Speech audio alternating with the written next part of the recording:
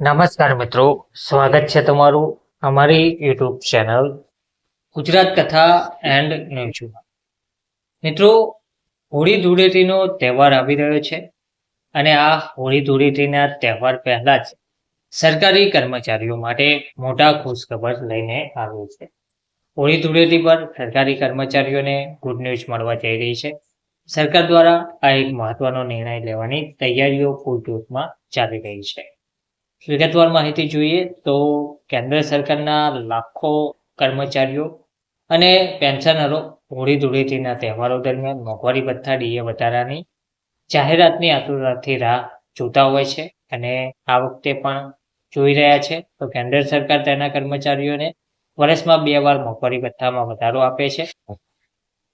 સરકાર દિવાળી અને હોળી ધૂળેટીની આસપાસ મોંઘવારી ભથ્થામાં ફેરફારની જાહેરાત કરતા હોય છે.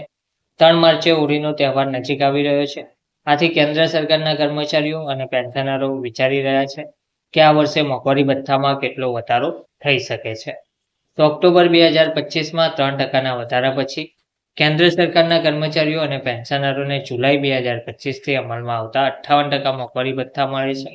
જાન્યુઆરી 2026માં આગામી મોંઘવારી ભથ્થામાં સુધારાની અપેક્ષાઓ હજુ પણ જોવા મળી રહી છે.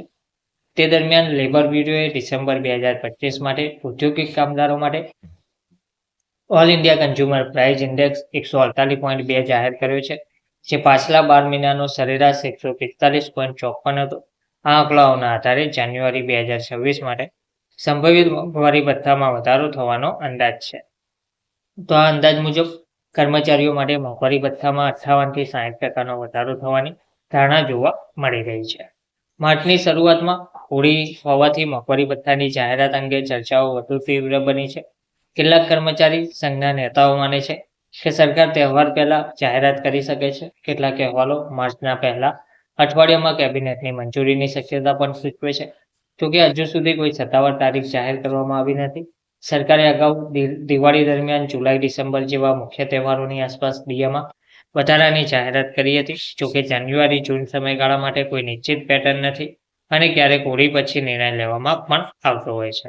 તો જાન્યુઆરીમાં એઆઈસીપીઆઈ ડેટા જાહેર થયા પછી કર્મચારીઓ પ્રક્રિયા આગળ વધવાની આશા રાખી રહ્યા છે. મોંઘવારી ભથ્થામાં વધારાની અસર કર્મચારીઓના ખિસ્સા પર સીધી રીતે પડી શકે છે.